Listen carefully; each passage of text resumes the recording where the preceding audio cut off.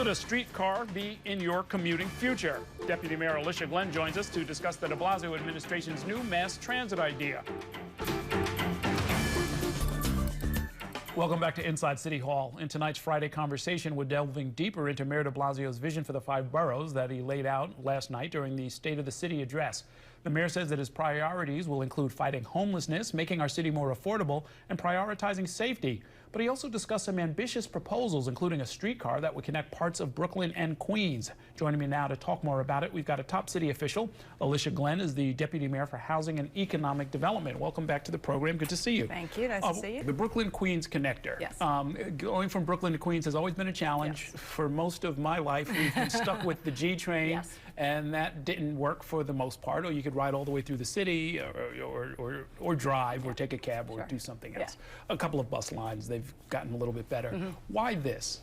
Well, I think, again, we've talked a lot about how the future of New York is really in other places than the transit system certainly was developed, right? The hub and spoke of having a central business district in Midtown and/or downtown and people commuting back out into the boroughs to live. Fundamentally, our job growth is in other boroughs right now. You've seen some extraordinary numbers already in the past 2 years. And so it is pretty clear to us that in order to map transit to where more people are going to live, more people are going to work, more people are going to have access to the waterfront, we need to make connections.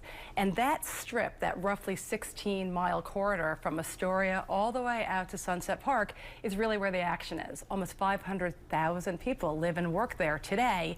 And we know, because of the investments we're making, particularly in housing, mixed income housing, and job growth, there are going to be a lot more people coming. So our projections now are that we can shave up to half an hour of somebody's commute. And that means that if you live, for example, in Red Hook houses, a place that has been completely isolated and removed from the grid. Goes through there, and it goes through seldom. And it goes through seldom, and that doesn't make the folks who live in Red Hook houses feel particularly connected to what we're trying to do in the city. So if you can be a resident of Red Hook houses and then get down to the Brooklyn Navy Yard to work in one of our new advanced manufacturing centers, your whole relationship to sort of economic opportunity and being part of the new New York fundamentally changes. Well, what I didn't get is why a trolley and not, I mean, I think we all understand that for $1 billion a mile, a new subway line is probably not in the cards. But why not, did you say, a dedicated bus line? Well, we looked at a lot of bus lines, and we have, as you know, rolled out a series of new bus rapid transit lines across the city. But what makes this particularly exciting for us is that because there is so much development opportunity along this route, we're able to finance it by the value we're going to create on the undeveloped parcels. Bus rapid transit generally tends to go in places where there's already a lot of development, and that's why everything's so crowded.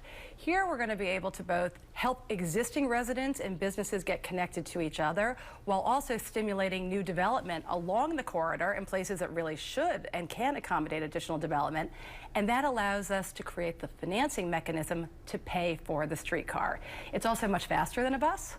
It's also, let's be honest, it's cool. You know what? And it's okay to do something that's visionary and forward-looking and fun and cool. And really, I think it's creating excitement in the neighborhoods about what the new New York can look like. I mean, the thing is, as you know, saying cool and exciting in a place like Vinegar Hill or Sunset Park sounds to the local residents like gentrification, right? I mean, that's really how they're going to interpret it. I think that's unfortunate, because I think it's pretty cool if you're a 17-year-old kid who lives in Queensbridge and you want to go work in an interesting job in Long Island City where there are tons and tons of people who are making music, who are making furniture, or making neon lights. To me, that's pretty cool, right? I think it's how you think about what the word cool is. And I don't think we should let those, gentrification sort of distort what's really going on here, which is connecting existing communities and really connecting people to where the job centers are going to be for the balance of the 21st century. And I assume that this trolley would be better than the ones that sort of left New York in the 50s, because those were sort of dangerous. You had to cross lanes of traffic, people got hit.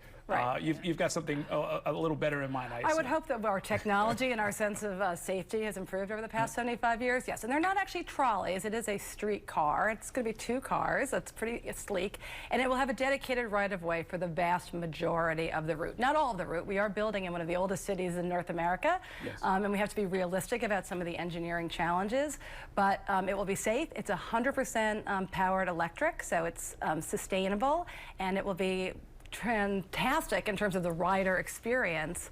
And again, I think that this is an opportunity for us to say, as a New Yorker, we want to be able to connect the new New York to where all the action is, and that's equitable. That's really equitable transportation. And are there going to be connections, like, would the idea be to make connections to, say, ferry terminals as well? Because that, to me, has been sort of one important missing piece of all Correct. of this. I mean, one of the reasons why this strip was so important to us is that, as you know, we launched the citywide ferry system last year, and that again has many, many routes and stops along the Brooklyn-Queens waterfront, but they're really not close enough to be used in this form of transportation to move the 50,000 people a day we project to move on this system. But we are going to have connections between the ferry landings and the streetcar, precisely because we want to have a multimodal transportation system. We want you to be able to get on your bike, to get on the streetcar, to be able to get on the ferry, and to access other traditional forms of mass transit.